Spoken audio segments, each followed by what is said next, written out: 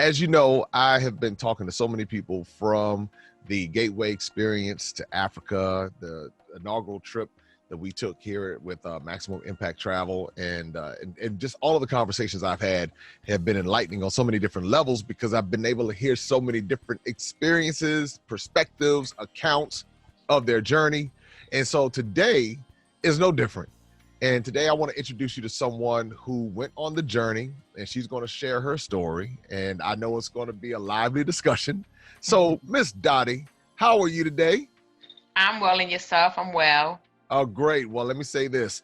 I'm glad that you went on the journey with us. And I guess walk us through it a little bit as, I guess, when you made the decision to go. What was that like, or how did you come to the decision, or making the decision to go to Africa and Ghana in particular? Well, I always wanted to travel to a faraway place, but just to go about it, I never really knew how. I never really had a visa. So when I seen you put up a Maximum Impact about going to Ghana as well as some other places, then I was like, oh, that is my opportunity. Where you had everything mapped out for us. And you had roles and probably others that we can email if we had any question. And because I know I had a lot of questions, and we had to remember it was no question that was too silly to ask, and that your group was there to help us, to prepare us, to help us get the visa, the passport. So once I seen that you and Maximum Impact had everything set in stone, this step, that step, then I said it made me a little bit more easy to prepare for the trip. It's a lot of steps that you have to go through. You just have to be willing to, take the steps. Don't get discouraged. It is a process you have to go through, but once everything is done, you're glad I was glad for myself that I had everything done. I just had to stay on top of each and everything to prepare myself for Ghana. Well, and that's the interesting thing that you say, because a lot of times that will be a deterrent for someone. They'll say, oh my goodness, I have to go, and oh, it's all of this going on, and I don't know how to do this, and I don't know how to do that. But you made a very interesting point when you said, once you go through the steps, and a lot of times we'll magnify the steps, and it'll be more than what we think it is. And then by the time you get through it, you're like, what, I'm glad I got through it.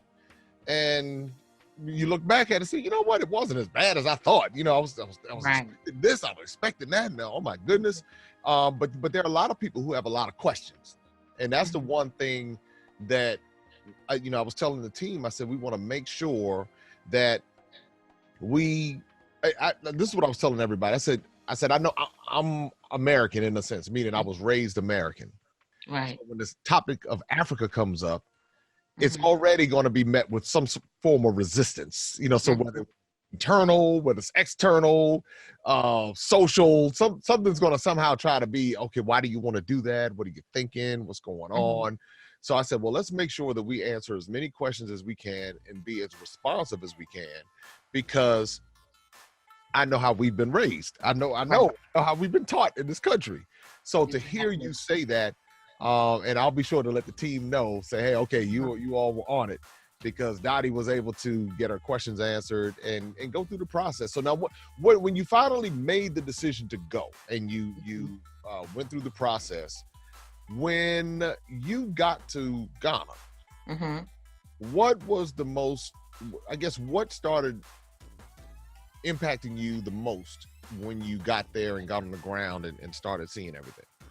Well, from what we was taught and raised, and what we've learned over the years, it was nothing like that. Like, we got off the plane, we got outside, I'm like, okay.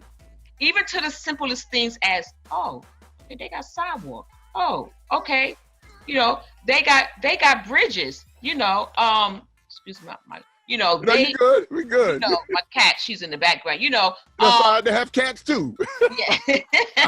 And things like that. I had a family member tell me when I caught them saying that I was here, they said, they got sidewalks? I said, oh, see, that's the problem. That's the problem where we think, something like that simple. They got bridges, they got grass, So, and I was like, yeah, then that's why you should have came. You know, so I didn't know. I didn't know like really like what to expect. Right, You right, know, right. so when I got off the plane and we got outside, I was like, oh, okay, you know, this is gonna be okay. You know, they live just like we live. You know, they got sidewalks, grass, you know, bridges. But from what we were taught growing up, you expect to go out there, everything is dirt.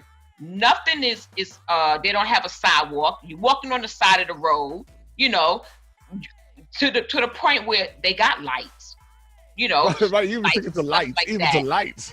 Right, you know, street lights. So, you know, you don't, it's like, okay, they live just like how we live, you know. So when I got off the plane and we got outside, I was like, oh wow, okay. You know, because if you listen to what people say, you won't go, you know. If you get nervous, like I don't know where it came from, but before like the couple of days before I was going for this packing, me and Dawn, you know, I said, girl, I almost had a breakdown. I was just like, girl, you too? I said, girl, what's that about? Because they say you're scared of the unknown. You know, you thinking it's like this, you think, and then you listen to what my mother say, you know, something gonna happen, voodoo, or this and that. You're gonna get sick, you're gonna get bit with this and what, and now all that's going through your mind. And then when you get there, you be like, oh man, that ain't even the case. You know, they need to come. You know, but because this is what you think it is, and it's not. So when I got the plane, I was like, oh, okay. You know, it's not what we were told growing up. Yeah, You know? yeah. And I mean, as you said it, I think that was the same thing that resonated with me when I first got off the plane. And this was back in November 2018. So this was like a year before the trip that we all took. And I got off the plane, and I've told a few people in our discussions that I got angry. I was angry because I said, wait a minute. I said, I've been afraid of a place that I had no business being afraid of for my entire life. Right. And that sparked something in me because I was like, wait a minute. I know millions of Americans who are afraid to go. I don't know them personally, but I know us, you know, afraid to go to Africa because one, we think Africa is one country. So we think all of Africa is the same. Right.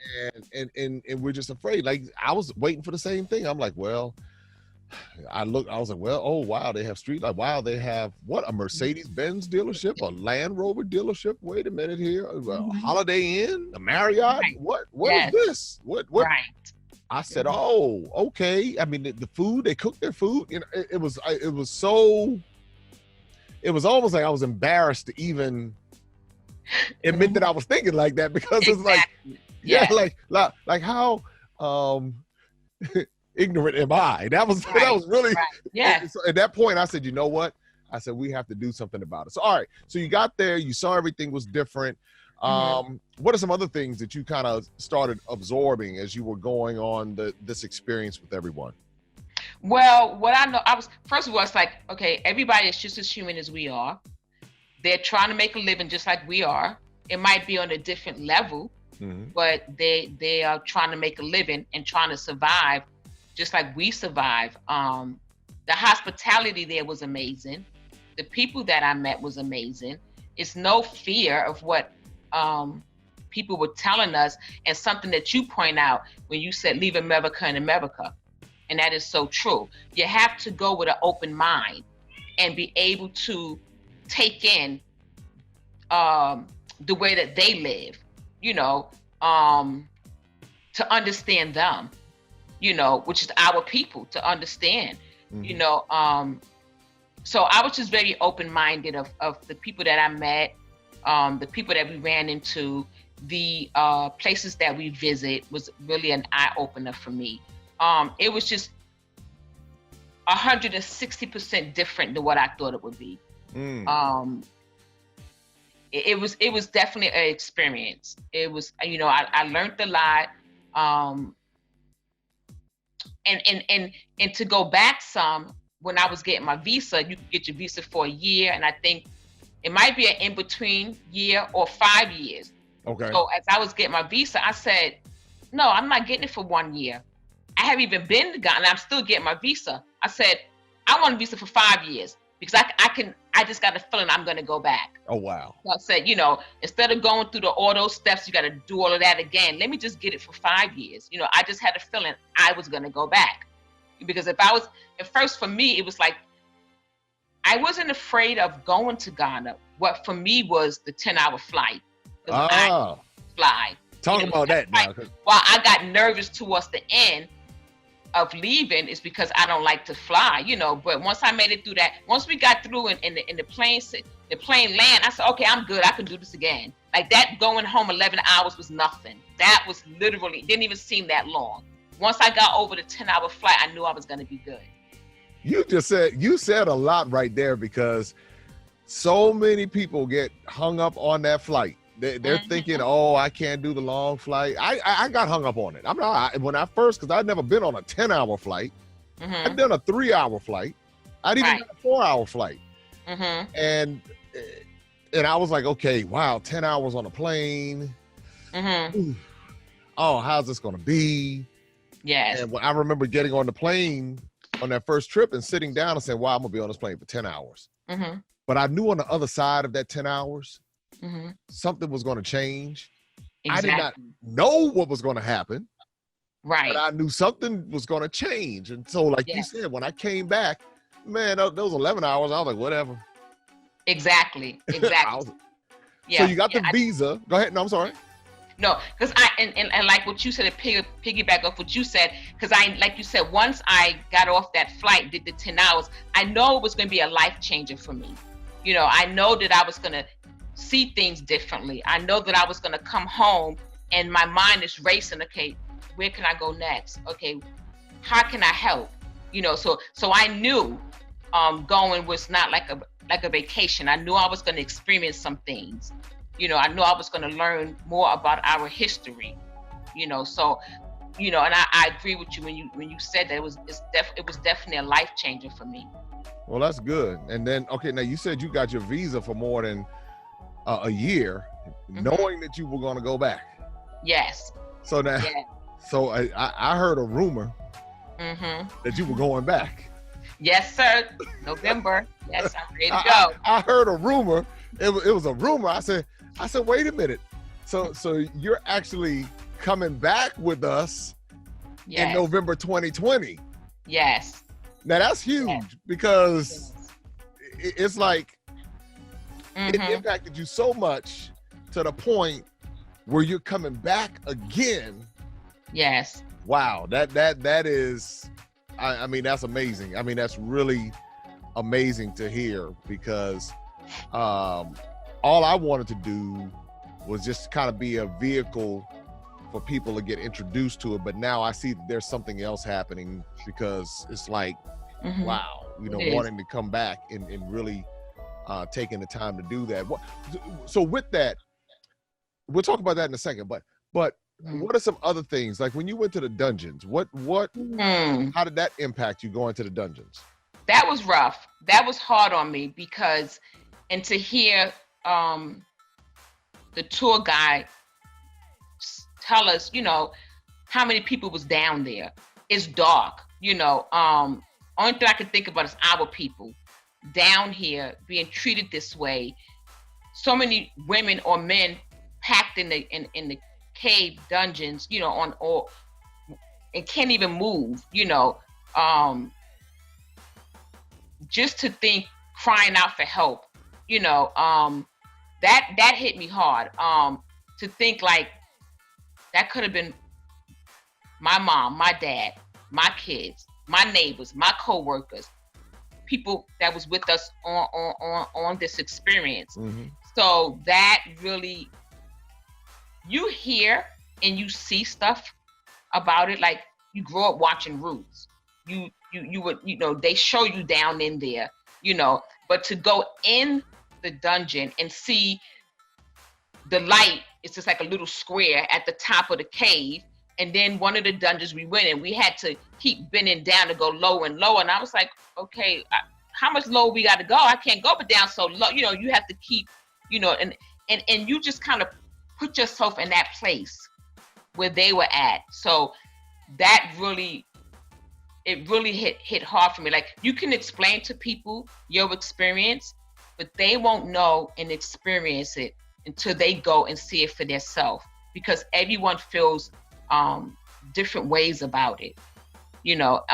And to go to the it was the last the door of no return. Yes, the When small they showed one. us, yes, when they showed us that door, before he even opened it, I got scared, like, knowing I'm gonna come back through, but I got scared, like, Oh, one at Cape Coast, the big one, the big Cape one. Coast. Okay. Exactly. You know, when he showed that door, literally I got scared. Like, I almost put myself in their shoes. Like, if this was really gonna happen to me, because it happened to our people. Mm-hmm. You know, so that really, really hit hard, and it hit home for me, really, really hard. Yeah, it's a lot of because I knew when I was planning, I knew I was going to go to Africa at some point. This was back in 2018. I said, okay, I need to go to Africa. And I was like, okay, where am I going to go? Right. And I said, well, it has to be some place that's going to make sense for me to because I just don't want to go to the continent for the sake of going to the continent. It's like, I need to go somewhere to help me kind of understand some things. And so I that's where Ghana came in, because I knew they had the dungeons there. And I knew that there was something. I said, I just need to see it. I've watched Roots, like you said. I've watched Roots. I've seen the Rivers Crossed, or I think another documentary that was out there. And I said, I just need to go. And first time I went, I was just like, yeah. And again, everybody responds differently to it, you know. But when you really hear the history that you won't hear, so it's like you get a side of history from that part, that side of the world that you won't get here, even though they'll put it on TV and say it. But it's like when you're in that space, it's just completely different. And that's what I've heard so many people say. So yeah. What are some other things that stuck out to you as far as the trip? Because I know we did a lot. You know, it was a lot over those 8 days. You know, what are some other things? It was a lot. Yeah, it was a lot. We've seen a lot, and I seen the beauty in Ghana. Like, the resort areas we went to. Like, you would never know that. You would never know the beautiness in Ghana if you don't go. The areas that we've seen, you know, every area has their downside and has their upside. You know, so when you go there and you see that, you're like, okay. We're all in the same we're all on the same level to a certain extent. Right. Because we're all trying to make a living. We have some areas that's up, and we have some areas that are not up. And just to see their realness, just to see that they're trying to live, you know, just to see that they're not how can I say, all prideful, that they appreciate what they have. Yes. So, because, you know, living here and in New York, you know, some people don't appreciate what they have. I know for me, when I came back home, I woke up the next morning and I was in the kitchen and I turned on the water fountain, and I felt guilty. I was like, ooh, you know, look how simple it was for you to turn on your water fountain. They have to go outside and turn on the thing with a bucket. Oh yeah, you know? Yeah. So it made me. I always appreciate, thank God for what I have, but I appreciate it even more. You know, like, and whether you, and I'm not saying for us, it could be people all around. Like, we complain about so much, you know, but we have a lot. You know, we wish we had this, we wish we had this, and we wish we had that. But to go to Ghana and see how they live, like, it makes you think, I'm complaining about this. You know, I got running water. I have shoes to wear. Not saying everyone there didn't have shoes. You've seen some people that did and some people that didn't. You know, so and that's what it just the way they welcome us. Yeah. You know, because, and it was so funny, I had Dawn laughing because they said, well, welcome home. And this is our mindset. I said, I don't live here. Well, they're gonna welcome me home. Literally, I was thinking that to myself. I was like, did they not know I don't live, you know? But as we went on and as the tour and the trip went on, I said, oh yes, I am home. So they said, welcome home. I said, okay, thank you. But me not thinking, these are your people. You are home. So it's just, they welcome you. They just welcome you with open arms. They, like I said, the hospitality is wonderful. They are, how can I say it? So grateful for what they have. Mm-hmm. So grateful. They're very resourced. Yes. If you remember, when we were riding, you would see the street vendors, and just kind of paint a picture for everybody. Oh yeah, yes. So you'll see like vendors everywhere. I mean, as everywhere you go, there are vendors, and but you have everything you need. So in other words, whether you need bushmeat, which is a whole other story, or whatever you need, they had it. Handkerchiefs, if you need a casket, if you need whatever you need, you can find it. And so there, in the way that it is that when you have, like, you'll see in some of the villages where they have one well where they have to pump the water for themselves, so they're out there pumping water. And then you have other places where, it's like, just like here in America. So it's so as you go through it, it's like you gain an appreciation across the board. So it's like you don't pity them at all, but you're kind of like, wow, y'all working it out. Y'all are making some things happen. But then when you come back home, like you said, a lot of things we complain about, we have no reason to be complaining. It's like, exactly. If you took all of us and put us over there, we just die within 3 days. Yes, because to see the ladies, even some of the men with the ladies with the thing, balancing the thing on their head, right. I'm like, it gotta be taped down to something, but it's not. Then they had the baby on the front of them or behind them, or you seen some of the men that was doing the same thing. I'm looking at them like, wow, like how many hours a day? But this is the way they make a living. Now, and like for us, you come put me out there with something over my head because it's gonna fall, it ain't gonna stay, but just to see that, like, to me, that's strength. Yes. Like, that's powerful, and just to like, and one lady had something on her hand. She had a baby in front of her, and we caught eye contact while I was on the bus, and I could see her eyes that she is so serious at what she's doing because she has to make it work. Yeah, this is her livelihood, So to see that, I have respect for each and every person, male or female, child or young adult. But I gained so much respect for our people when I went home to Ghana. So much more respect than what I had when I left Silver Spring, Maryland. Yeah, because, and I think that's the part, as you said, that I feel every word of it, because that's the same thing that I walked away with. It was like, wow. It's almost like, in one part of me is like, do I really have it good like that? Because because they have something I don't have. I can't balance anything on my head. I remember when I was in another part of Africa, and I took off my shoes, and we were walking on some rocks to get to the beach water. Down to the beach, but it was like I was going to catch a boat, and so it wasn't sand. It wasn't like you walking out. This is out in Zanzibar. I was walking out to the boat.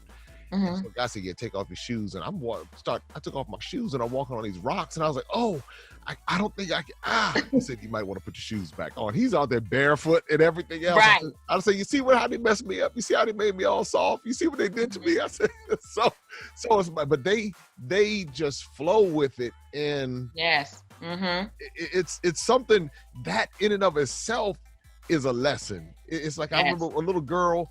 She was in one of the villages, and she had to be every bit of 6-7 years old. And she was pumping the water and taking it back to, I guess, to the house or whatever. And it wasn't far. She didn't have to walk like miles or anything. It was part of the same village, but she pumped the water. And I was like, wow, look at this right here. And then I think about our kids, and then how spoiled some of them can be. And I said, my boys would my youngest two would have a fit if my wife was like, hey, we might need to just drop them off over here for a little while and let them figure some things out. Cause right. But you said it perfectly though. So you're coming back in 2020, And what did I guess what were some of the people who saw your trip? What were their thoughts when you were able to come back? What were their thoughts about your adventure? For me to tell them, you know, what I experienced, and trying to, they were like, wow, like, you know, you went through this, you experienced this, you know, and I said, yes, but I said, for me to tell you, it's from my experience, but you guys or family members or friends, I was saying to them, you need to come for yourself and get your own experience out of it, you know, but you have to be willing to want to do it. No one cannot force you to do it. They were just, and in the pictures that I showed them, they was like, wow, you know, I even explained to them when we was on the tour bus, I seen older women and younger women with the water and the canister on their head. And I'm looking as the bus is going forward, I'm looking back and I'm like, okay, where are they taking that water? I don't see a house or nothing, you know? And then I'm like, wow, like, and I was just telling them, it's so much strength over there, you know? I can tell you all I can tell you, but you have to go experience it for yourself, you know? And I let some family members and friends know I'm going back in November, you know, you can come join me if you like, but then again, they're like, oh, it's the payment, and I gotta do this and I gotta do that. And I'm like, okay, you know, I gave them the website if you wanna come, you know, but, you know, I just told them my experience, and I just said they have to experience it for themselves. Yeah. You know, they have to come out of their comfort zone, you know, because like you said, we're scared of the unknown. You know, we all had a different mindset of how it was going to be. And for every one of us that went on that was with the group that I was with, when we got off the plane, everyone had a different outlook, like, wow, you know, and everyone, and I know for sure everyone has changed forever. Yeah. With the trip, whether they go back this year, next year, 2 or 3 years from now, you know, everyone is changed. You know, I just want people to hear my story, and that way they're interested into want to know, well, let me see what Dottie talking about, you know? Yeah. It's like I told them, once you go, you will be changed forever and want to know when you're going to go back. Yeah. You know, because it's still more for me to see. It's still more for me to learn, you know? I've been 3 times already, and I think the last time I went was the time that I learned the most. Wow.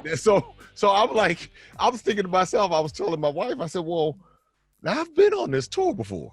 I've been to these places before. I said, but for some reason, I'm learning the most on this one right here. Yeah. Because I think what happened was the first time I was just in awe of being there. Right. The second time I was in awe of the fact that I got a tour, you know, there. So I'm in awe. I'm like, okay, wow, I said this was going to happen, and here it is. So the third time was like, okay, I've been here, I've had a tour. So now I've been here, had a tour, now I'm on a tour again. Now let me kind of take this in a little bit more and ask some more questions. Yes. And that's what happened. And so I was like, wow, I said, this is really something. So I'm looking forward to going back. It's like,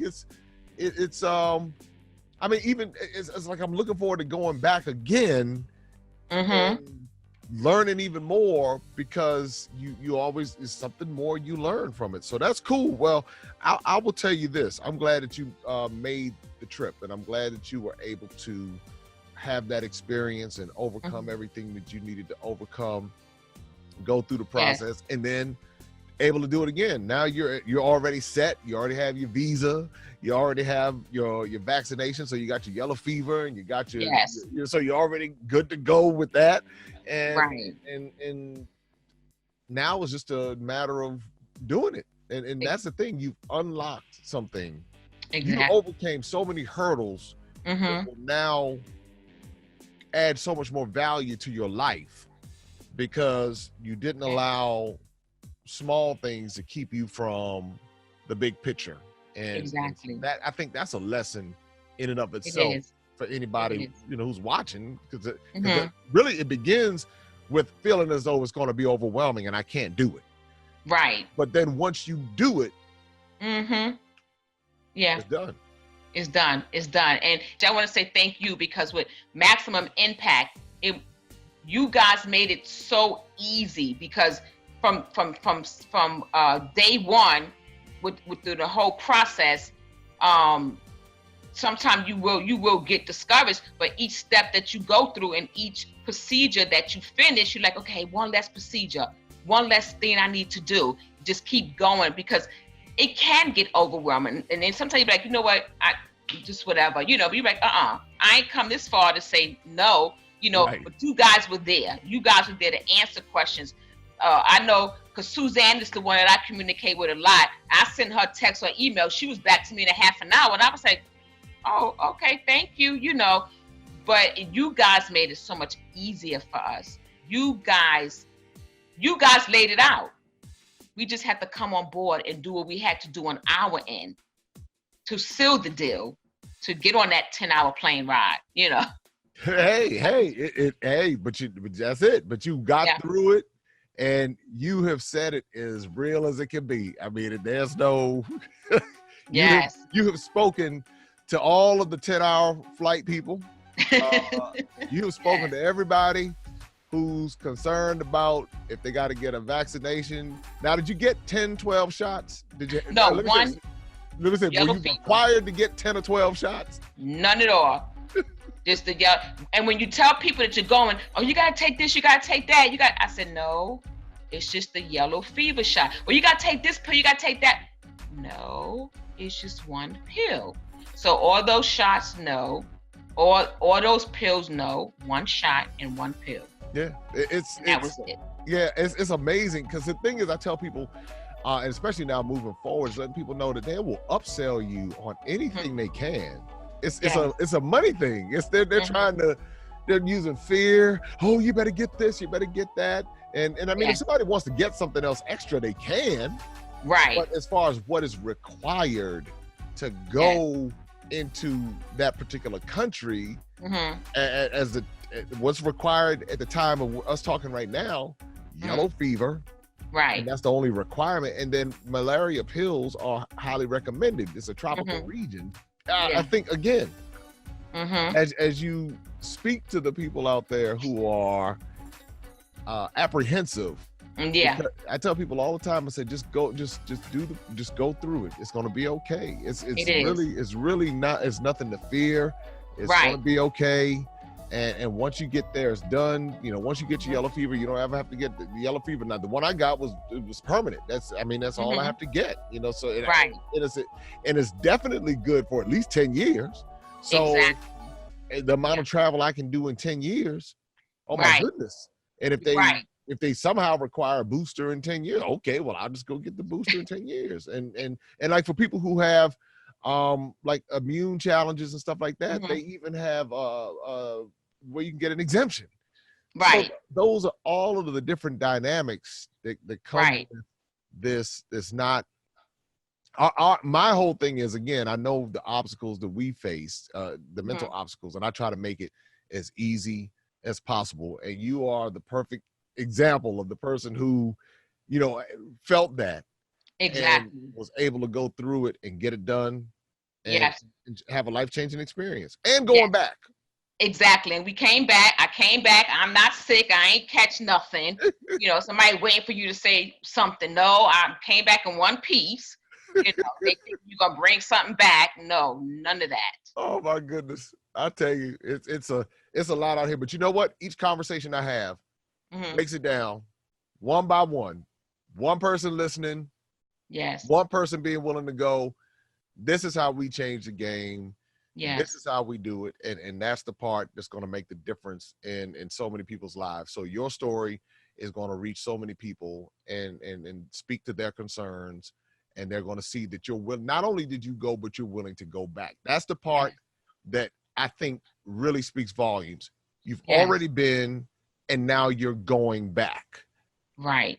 That in and of itself really tells the tale right there. That's the tale of the tape. That's what it is. Yes. You being willing to go back and learn more should be really that's I mean, there's nothing else I can say about that. So anyway, anything else that you would like to share with everyone before we wrap up?